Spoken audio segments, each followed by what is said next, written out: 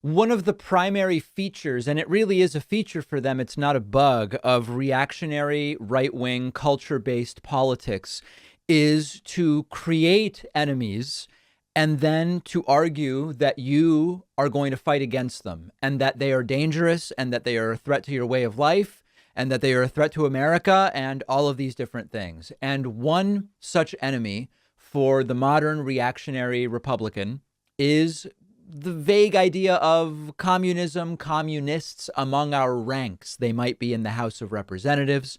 They might be in the Senate. They might be in your schools teaching your kids things. And I have just a delightful clip for you here. Ron DeSantis, who is the governor of Florida, he's in the middle of a reelection campaign. He's up for reelection in November of 2022. He did an event called Honoring Victims of Communism. Now, I'm the first to tell you that I am not a communist. I am against any kind of authoritarianism. Many and when you say communist regimes, some will say they weren't really communist. Many so-called or believed communist regimes in history have been authoritarian, and I'm against authoritarianism no matter what it is wrapped in. And I also recognize that this is a completely bogus event at which Ron DeSantis is virtue signaling, for lack of a better term. And this is just my favorite thing. He talks about the Argentinian Marxist revolutionary leader, Che Guevara, and he pronounces his name Chake Qay-Varra. He's furious with Chake, but he doesn't even know his name. This is the epitome of everything that is wrong with this right-wing reactionary movement. Let's take a look at it. You can see at a college campus students flying the hammer and sickle from the old Soviet Union flag. You will see students that will have T-shirts with Che Guevara. Che Guevara. On the T-shirts. You will see students that will idolize people like Mao Zedong.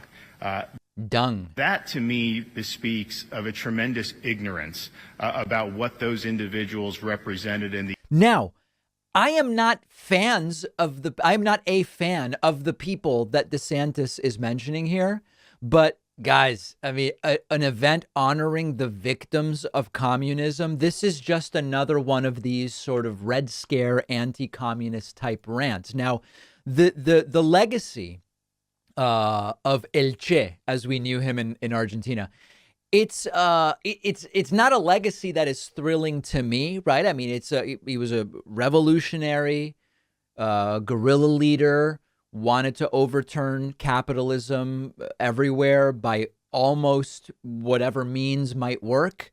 The whole history of it is that Guevara met the Castro brothers and joined their movement in Cuba to overthrow Batista, and ushered in the decades and decades and decades of authoritarian rule by the Castros, and ultimately ended up playing, I'm trying to do this sort of like as fairly as possible, controversial roles in various attempted revolutions all over the world, including unsuccessfully in Congo, Kinshasa, later in Bolivia. Ultimately, Guevara was captured by CIA-assisted Bolivian forces and executed.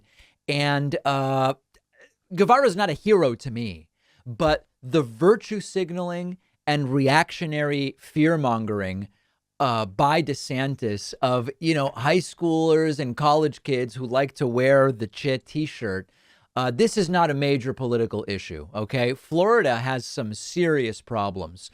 Housing affordability crisis in Florida. Median household income in Florida is 34th in the country. Florida ranked 33rd in opportunity.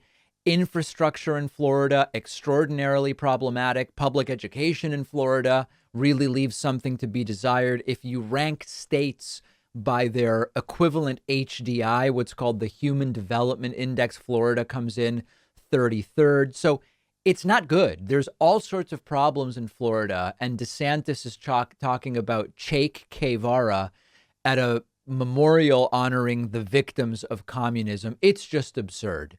And I can only imagine that if DeSantis does end up running for president, challenging, maybe it's going to be challenging Trump. We don't know what it's going to look like in 2024. It's going to be more of the same reactionary fear mongering. That you can be absolutely sure of. One of our sponsors is Real Paper. Our forests on Earth remove about a quarter of the carbon that humans put into the atmosphere. And yet every day we're cutting down tens of thousands of trees to make single-use paper products. Real Paper is fighting back. Real Paper makes paper products that are truly sustainable. Their paper towels and toilet paper are 100% plastic-free, made without any virgin tree fibers, meaning no new trees are cut down. But Real Paper is super soft and durable. You don't have to sacrifice quality to help the planet. These are great products from a usability standpoint. I'm using Real Paper at home. All orders ship in 100% recyclable, plastic-free packaging. Everybody needs paper towels and toilet paper. Buy ones that you will feel good about. Real Paper is available in 12-pack boxes at Target, Target.com, and the Target app. So let's stop flushing our forests and give Real's tree-free paper a try.